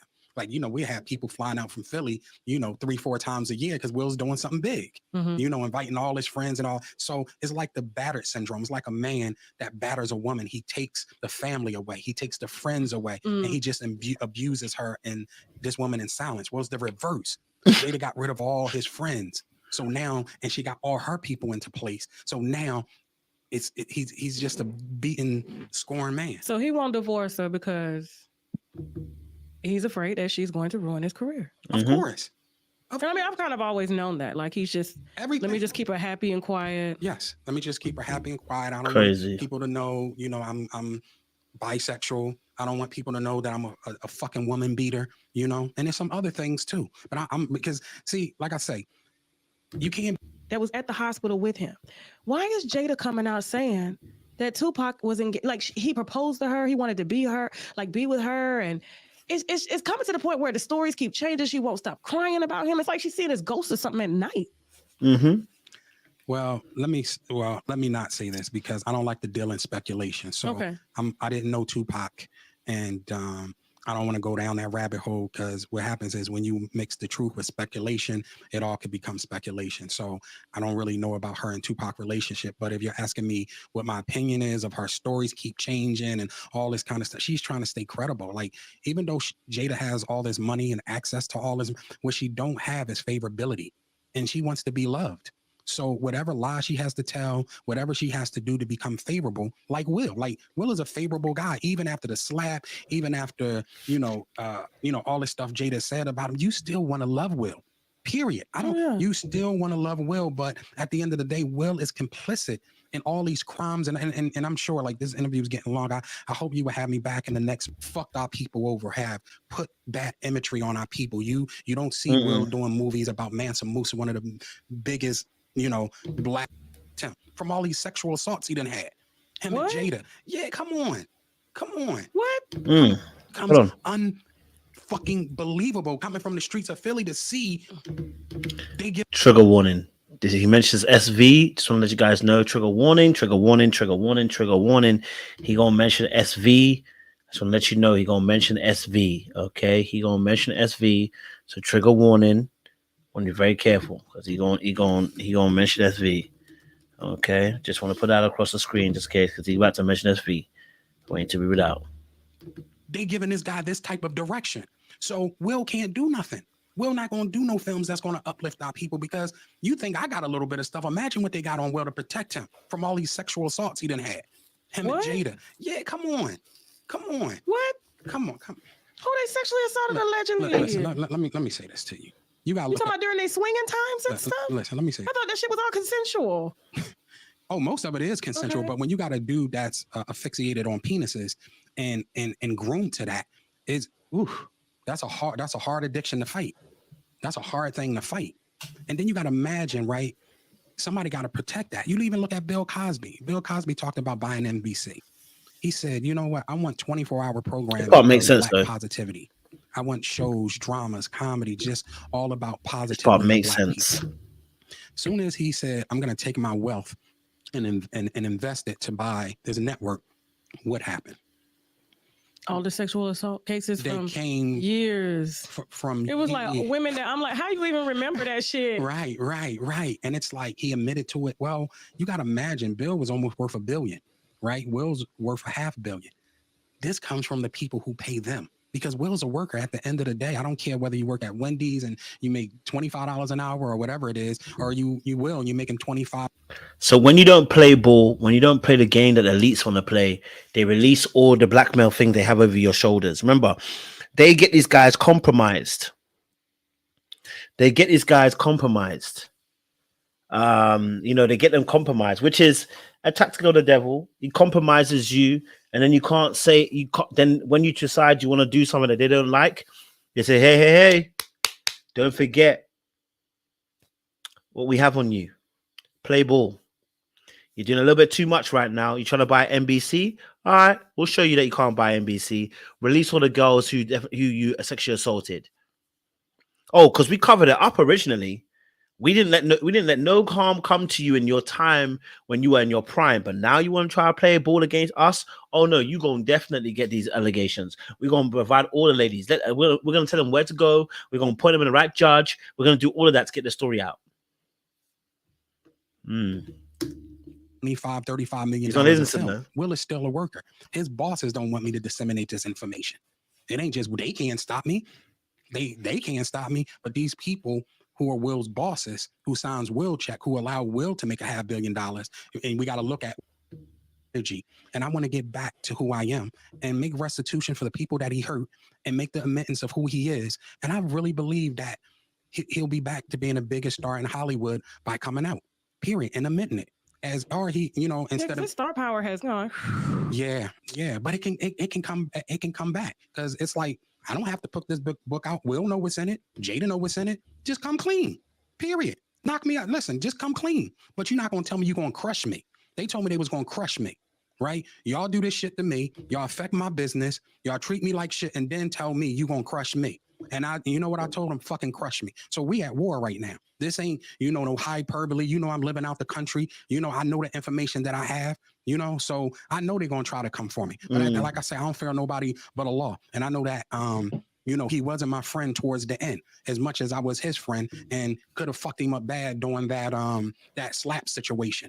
I thought that would make him come to his senses, but it didn't. So, and I hate to say it, but I'll take that 38 years of friendship to say 36 years of friendship, because I wouldn't do what I'm doing to Will if he was my friend. Because as I know, with the amount of celebrities that I know, information that I have, I could do a book there that would be crazy, but I wouldn't even be able to show my face nowhere. Real quick, what really happened to Jamie Foxx? I don't know. I've been out the country.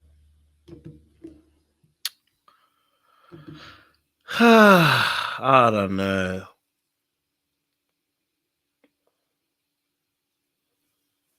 I don't know. It's a bit of a madness. I can't lie to you. It's a bit of a madness, Yeah, that's what I'm going to say. I ain't going to say nothing too tough. You get me? I'm not going to talk too much.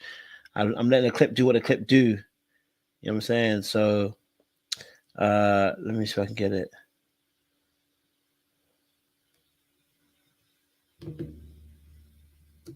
He has the best parties, and listen, but people are not invited. So, and I'm going to listen. First of all, people know I ain't gonna be at no parties, with some dick swinging and some gay shit happening, and not, and not to bash that, because even my thing now, if anybody try to take any of this footage and try to bash Will for being gay, I'm coming at y'all to take that shit down off your page, because this ain't a bash Will thing. So, with Will and Jada allegedly trying to get Diddy and J-Lo in a foursome, Diddy gay? I don't know. Okay. I don't know, and I don't want to speculate, because it could have been him fucking Jada and Will looking. Will think, Jada thing to Will is the strap on. So I don't know how that was Jada's allegedly pegging Will from the back. Well, she owned that nigga. Yeah. He's her and bitch. it shows. And the behavior shows. But this is why I might have to come back before the month. Is this one celebrity who is so asphyxiated on Will, big star, and he's having his do to me if I can continue to do interviews. Yeah, because you did with Comedy Hype. I saw your interview. I did one with pegging. Jada.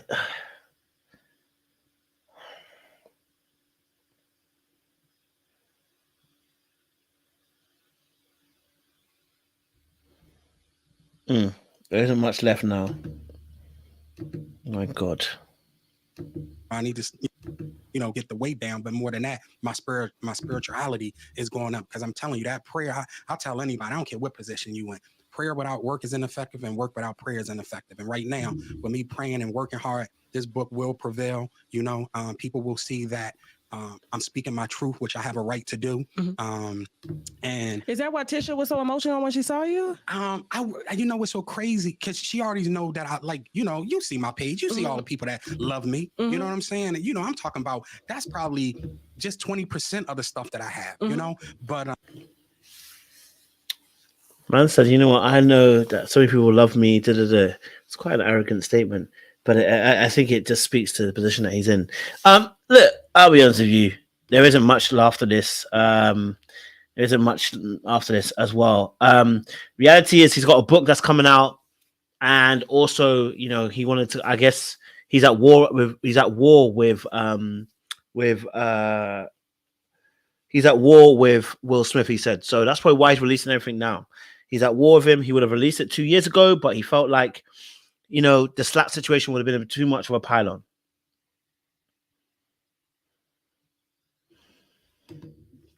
Listen, they do it to themselves. They've been doing mad things. They've been doing mad things. Can't lie to you. You know? Yeah, she said they're going to definitely sue. We'll see what happens if she does actually sue. We'll see. Will they sue? We don't know. We'll see. It might go away quietly, as usual. It might go away quietly. All right, cool. I don't know if anyone has any thoughts. I'll put it in the chat. Say your piece. Y'all better say it quick because I'm feeling tired. You know, when I start feeling tired, I start going to sleep. So, you know, I put a link in the chat. If you want to have your say for a few minutes, come up here, say your piece. Otherwise, I'm going to bed because I'm tired. Okay, and I want to give you guys the good parts of that interview, so you didn't have to watch it. I did it for you. But tomorrow I'll probably do a better breakdown. But yeah, listen, I'll be honest with you. The stuff that's happening in Hollywood right now, they trying to take them out. Like, listen, your subscription has come to an end. They said, listen, you guys, your subscription has come to an end. If you don't pay your Illuminati dues, that is it. Your thing comes to an end. Don't play with it. You know what I mean? Let's see if they do sue. We'll see. You know what I mean? Let's see if they do sue. You know what I mean? But cool. Listen, I'll put a link in the chat. Listen, I've got probably about half an hour of me. I need to find a second win. So listen, if you want to have your say, you got to say it now because, brother, forever hold the peace because I'm tired. So if you know you want to say something, guys, the link is in the chat. I'm going to put it again. Have your say. But I ain't going to be here long if no one wants to come up and say their piece. You know what I'm saying? Like, if you want to say a piece, the link is in the chat. I'm putting in there. You know, God damn. When man said he said that he went into the thing and he saw him murdering him, I was flying. I was like, how you stay so long enough to see someone getting murdered like that?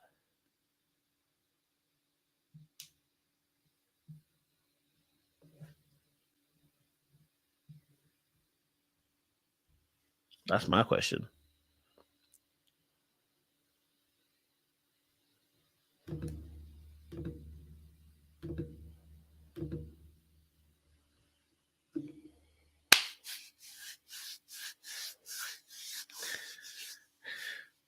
It was a madness. I can't lie to you, though. It was a madness. He has some story. The way he tells the stories, I'll be invested. I can't lie to you. I'll be invested, you know. The way he tells the stories, I'll be invested. So, you know, I'm not mad at him. He tells some funny stories. But I think there might be a little bit of truth and about a little bit of fake. But I'll be honest with you. He said he's got receipts for everything. He said he's got receipts for everything. So, you know, I'd have to believe that, you know, you got receipts for everything. Then that would mean that, you know, you've done your due diligence. You're saying that this stuff is still going on. Okay, well then, hey. Okay, what can I say? If you say that you've been doing what you're supposed to be doing and you got the receipts, I need to see the receipts. No, he has personal knowledge. Listen, the reckoning has been happening. The reckoning has been happening. Okay, SK James is coming up. All right, go for it, SK James. Hey, Kojo. I watched this whole live. Listen, it really sounds like it's giving a lot of jealousy right now. Like this guy, he's coming after Jada, but everything that he says is just shining a worse and worse light on Will. It's like it's giving like red pill rhetoric, because even though you're giving examples of what the man is doing wrong, they're still trying to find a way to blame it on the woman. Like that's what it seems like that's his mentality with this whole situation, because Will was his friend first. He can't get it into his mind that Will is the one making these decisions for himself. So he keeps trying to figure out a way to make it Jada's fault. But Will was doing this stuff before Jada. Just like he said, if his first wife really divorced him because he was having sex with another man, then that means Will has been on this. And really, when you think about it, Jada was his beard. Because if that's the reason his first wife kicked him out, for him to immediately get into another relationship with a high-profile woman means that he was trying to find a way to make everybody discredit if she did say anything. So that's all I wanted to come up and say. Appreciate that, SK James. Good points. Yes, Sean, go for it. What's going on, man? Like this guy, it's just sick to hear the things that he talks about, and it's like, you just gotta question people like that who come out with information like this. And granted, yeah, could some of it be true? Sure, but it's like, who does this? I can't even imagine having a fallout with a close friend like this, and then just trying to go out and expose them and write books about them. To me, that's just like beyond, just speaks more about his character. But I mean, the dark stuff that he talks about, it just gives me a pit in my stomach to think about these things that, could be taking place. But one of the things that I was like, just kind of wanted to chime in on a little bit. I know you were talking about the grooming part, and it's really a thing, man. I had to do like, just some research on that myself, just to kind of get aware. And you just hear about how it is. It's not like a blatant thing, and they do it to men as well. And I mentioned buck breaking, and I've heard of it before, like in my studies of history, and especially history of the slave trade. It was a big deal. And a creator, Tariq Nasheed, who probably many people know of, he has a whole book and a documentary. I think it's a documentary actually about it, but it just talks about this idea of taking Black men and then really just little by little just whittling away at this the idea of us being strong and making us less of a threat. So you sexualize them, and you put them in these demeaning positions as a way of making them less of a threat. And it's like starts little by little by little. And I could see that happening with somebody like a Will Smith, because you take this kid, you pluck him out of West Philadelphia, and you promise him stardom, and it's little by little, and you make him feel ingratiated towards you. And it's just the same way. It's no different than people who are sexual predators. You don't just, most predators that are grooming grooming the children or the people, they don't just like go out immediately. It starts by little. You lure them with something that is going to get their attention, and then you little by little, like that, even that kiss that he was talking about, making him feel comfortable, like, oh, we could just kiss out in public like this. It's nothing wrong with that. It's a sign of affection. But that's a way of just like slowly making things more and more comfortable. And then by the time you know it, the person is involved in something, right? Doesn't mean they're excused. Doesn't mean like, oh, there wasn't a part of them that enjoyed it. It just means that it is still a predatory act and a way of manipulation. No, I appreciate it, Sean. I guess obviously from my perspective, I just couldn't see myself at 21 still. If someone tried to tell me, no matter how much they've done for me, you're going to try and kiss me, or I should kiss you, I'm going to look like you're fucking mad. You know what I mean? I guess that's why in my head it's like, I'm not seeing it that way. Do you know what I mean? Because I remember I had a friend, and I remember they started using manipulation on me, and they had done a few things for me, and they threw it back in my face like, I did X, Y, Z for me. I said, oh, that's what we're doing? Oh, okay. I guess I'm going to take my exit out of this friendship because you're going to try and use it against me. My first thing is to react to that. So maybe that's because maybe it's part of that trauma and, dismissive avoidance. We tend to look out for, we're skeptics. So we tend to look out for things like that critically. You know what I mean? So maybe that's part of the reason why naturally when I see that, I'm like, it wouldn't have worked on me that way. Because again, I don't have any affiliation towards men. So there's no amount of butt breaking that can work in this instance for me, because I'll just quit the industry, because I would have to choose. Because if you're going to force me to get into a situation, that's me personally. But again, like I said, it could be part of trauma. We don't like that where we're being controlled or micromanaged, or we're being manipulated in certain situations. You know what I'm saying? Now, could I embezzle some funds? You can get me on that. Can you get me on a fraud charge? Yeah, you can. You know what I mean? And would I get off the? Can you say to me, we can get you off the fraud charge if you do someone's bum? No, take me to jail. I'm going. That's just me. You know what I mean? Right. And that's the thing. I think like everybody has their thing, right? So they could potentially use women, and they do this too. Like even like in the stories, with Diddy and Usher and all of this other stuff, it's not just blatant like that. That's why they use women, and that's why they have women involved in these sex parties too. Because that's how you can capture different people, and you cast a wide net, and whoever falls in. And just like that person that was your former friend, they were trying you. And that's what people do who are manipulators. They try you. And the person that's going to be immune to it or call them out, then they move on to the next victim. Because there is somebody that will get entangled in that, and like some people will fall prey. Like I've always been like the kind of person, especially I think the independence, being an only child, I think your reliance on people is not as much as it is sometimes for the folks that grow up in a larger family or have siblings. They're used to relying on others to kind of need that. And me growing up that way, one of the benefits, the upside is that I'm comfortable by myself. So if I see a trait in somebody that I don't like, I'm very easy to be like, okay, then I just don't need it to. You're not going to sell me on something. You're not going to make me do something I don't want to do.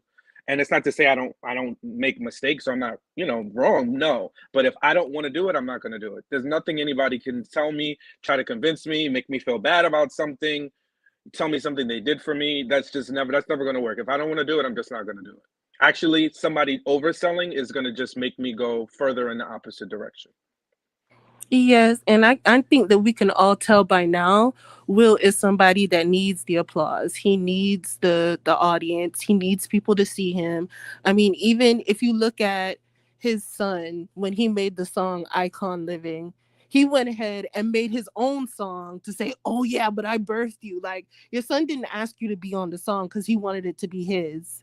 Just like with his daughter, she cut all her hair off so that she wouldn't have to keep doing the Whip My Hair tour.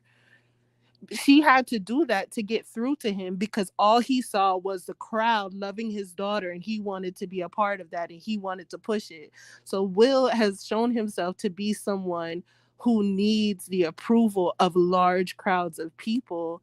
And you can really just tell, like, a lot of these decisions and him being susceptible to these types of things, it's because they kept promising him bigger and bigger roles and more power, but also they kept delivering on it.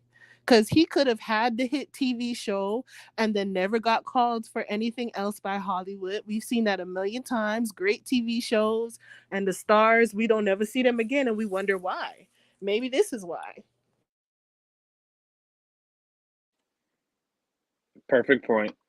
Because so many people, they have their boundaries. And we see a lot of, especially in Black Hollywood, right? We see the people that it just takes them so much longer than their counterparts to be successful. And then there's so many that we just know as supporting roles, and they don't even get the roles. And they'll talk about, as you hear them on interviews, they don't say specific things, but they'll say, I'm never compromising my values. Or I'm not going to compromise, they're not going to have me out here doing X, Y, and Z. But you can just see it from an industry perspective. And it's just the feminizing of Black men. It is just, and then it's so weird. Like, you know, we'll have these conversations and we kind of say, let people be people. And I don't think anyone should be harmed for any choice or, you know, whomever they are. But I think we have just become so anesthetized to certain things that it, you know, it just becomes normal. And that's a way of that's another way of kind of just withering away at your boundaries. It's withering away at our morals in terms of what is acceptable and what we will allow. And we see it even in some of the performers. And not to like shame anybody or talk about respectability politics, but you just see what is so acceptable. The things that were we would wince at 15, 20 years ago, or even before that, they're just like, it's so normal. Things used to be blurred out, but now we could see women full-blown naked, busting it open on any we could turn on any channel. I agree that. That's why I said that you can't buck break me into something. I want to do it. I just need the right motivation. Now, the man tempting, no. That's not where they're gonna get me. Okay, where they're gonna get me is Big Nash. Okay, that's where that's where I'm gonna fall down, slip every time. Okay, so I'm not saying that you can't get tempted. You definitely can. Everyone has their temptation, but that's why I said that I don't think Will got butt broken into liking men. I think he might have had this. I think he might have had that underlining from a long time ago. You know what I mean? You like what you like. You know what I'm saying? You like what you like. And so for me personally, it would have been, for me, the weakness would have been where they would have got me, and I'd have been on some pictures, would have been me lying with about 4 or 5 women in the bed. That'd have been me. You know what I mean? They're gonna get me at a party or something. That's how they're gonna get me. You know what I'm saying? Like, let's keep it real. You know what your weakness is. You know what I'm saying to you? But you ain't never gonna get me with the 4 or 5 man in a whoa, what's going on here? I got to go. Oh, you mean I can't? You're telling me, oh, I can't, you know, I can't, what you call it? I can't get the next movie deal. I got to go. Yeah, I got to go. I got to go. You know what?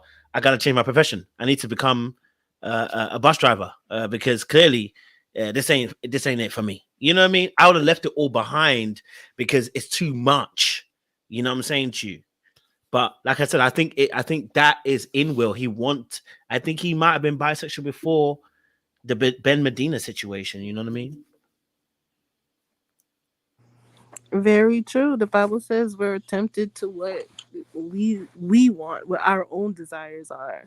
So it's not any foreign temptation is going to take you out. It's going to be what's already in your heart and in your mind. And we don't know. Maybe they saw something in Will, and that's why he got the Fresh Prince in the first place. What are you gonna say, Sean? Yeah, no, I agree. I'm not saying that I don't believe that perspective. Like, there's not something underlying in there, and this just made it happen. And that's why when somebody is preying on somebody, they know who to prey on. You know what I mean? Like, people can sense, you know. And when the devil tempts, the devil is not going to tempt you in most instances with something that is not a temptation. It's going to be something that you want, or something that is kind of like right under the surface. And that is the danger of it, right? So whether it's money, whether it's women, in this instance, whatever they got going on, you know, those temptations are easier to pull off because it's something that is within the person that they want to do, you know. But the means that you go about it is still manipulative. We think about the same thing, absent the abuse, the physical abuse that, you know, Cassie endured, but some of those sexual acts, those were things that she wanted to do at some point, or she, you know, in certain instances did, you know.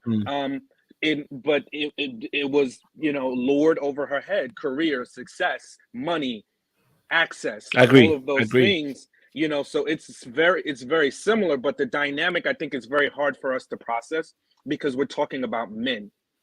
But this is where toxic masculinity is really, this is where we can really like delve into it, because that's toxic masculinity. Men also prey on other men. You get what I'm saying? Like, even when men go to jail, men who are not normally gay become that. right? But it's part of its power, part of its just circumstances, but all of these things are part of the human psyche and sometimes the depravity of man and the ability for us to do things that are just, you know, really just grotesque, really horrible. And I mean, it just is a wake-up call when I hear about it. I'm like, shucks, you know, it just makes you think like, you know, you have to have a line, you have to have a boundary, no matter what it is. I mean, many of us won't be in a situation like Will Smith or anybody like him, but I think it just calls out to action for us just to be cautious about what we allow ourselves to engage in and how we start opening up doors that don't need to be opened. Yeah, no. You know, I think, I think the difference that I saw with the Cassidy situation, if Will Smith was threatened about being beaten or something like that, then I guess I would have seen it differently. That's why I probably didn't see it as the same way. Like when the moment that Cassidy got beat up with Diddy, that's when I was like, okay, that's a different story. You're now threatened with violence, unfortunately. But if it had been just a simple case of, well, if you're not going to see Diddy, you ain't getting your next, your album's going to flop, then I'd have been like, Cassidy, what are you doing staying there? Yeah, forget about it, Diddy. You need to get out of there. You know what I mean? But because obviously those beatings as well, I was like, okay, she can't win this battle. Person's threatening to take their life. I can understand why she might have stuck it in there for so long. Do you know what I'm saying? But yeah, that's what I would say about those two. That's the only difference I was kind of seeing. But I hear what you're saying as well. There's coercion. There is, as well. So yeah. And even with her, it didn't start at him hitting her, right? Because Yeah. the abuse is an escalation. Just like we know with just domestic violence on its own, it doesn't start with the person just waking up and hitting you. It starts with little things. It starts with suggestions. It starts with them minimizing you. It starts with them, making you're whittling away at your self-esteem. So now once the abuse does come, now it's like you're so locked into the pattern that now you're being abused physically. Now you're really scared because beyond the threat of losing the person, now your threat of physical safety has been compromised. So I think it's the same way here, whereas with Will, and I mean, God, I hope the things he's saying about the physical violence with Will and Jada, I really hope that's not true. I hope it's an exaggerated story. But even still, that's a part of that. If that's the case, that's all built into it. And usually a person resorts to physical violence when they are out of control, when they feel like they've lost control of the scenario. And in this situation, when he was relaying the story, allegedly, supposedly what happened with, Will and Jada, once he found out she allegedly, supposedly slept with, Mark Anthony, that's when he felt like he lost control. Again, this is if we believe this narrative and this story. But that's a sign of losing control, because now he was comfortable with certain things when there's control in the space. And part of me, I can believe some aspects of it, because you can see their relationship and the control goes back and forth for them. And when one doesn't feel like they have control, the other acts out. Like Jada, when she feels like she doesn't have control, she's vocal. Whereas Will's movements are more behind the scenes because he's very conscious of his perception and how people look at him. Exactly. Whereas she's comfortable being the villain. So when she feels like she's lost control of him, the situation, or things that she doesn't like, she will lash out because she knows that pierces him and that hurts him. So whether it's meant directly or indirectly, that's the push and pull that they have with each other. Yes, I so agree with you, Sean. Like, just like I said earlier, Will needs the applause of the audience, and she knows the only place that she can hurt him is through the audience. That's it. So I've been watching, like, they've had a lot of documentaries and interviews over the years, and something just never sat right with me about the two of them. Like, yeah, okay, relationship goals, everybody always said that, but there were interviews from years ago. I think both the kids were still like really young, and they were talking to Jada about leaving her actress career and basically taking care of the kids full time and holding everything down while Will was doing all the movies and and doing all of this stuff. And you can see the heartbreak on her face when they ask that question, because her career was her career as well. Like, she didn't agree to just put her whole life on hold to be the everything that Will needed her to be. But she basically said in that interview, I'm doing all of this. Well, you know, I'm trying to take care of everything because when Will's away, da da da da. Like, she went into that whole thing, and so it gave me a little bit more empathy for her than most people have, I think, right, especially right now, because I personally know what it's like to have the person that in everybody else's sight, when they walk out the door, everybody loves them. They're the greatest guy ever. They can do no wrong. Everybody sees them as the ideal person. But then when they come home, they're a terror to their family. And I believe that is a characteristic that Will has, that we all don't get to see because he's Will. And oh, he was the Fresh Prince and he was ID4 and all of this stuff. We know him from the character he plays in the movies. But we don't know who he is as a husband or a father. And that's the part that I think a lot of us are missing.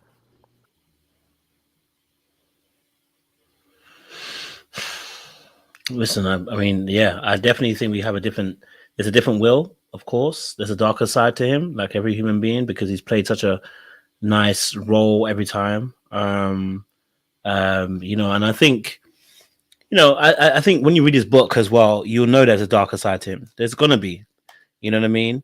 And I'm not surprised that he that he beat Jada, because he's coming from that background. His dad abused his mum. Now, of course, that situation is prompted by the cheating that happened or whatever, and that he did that.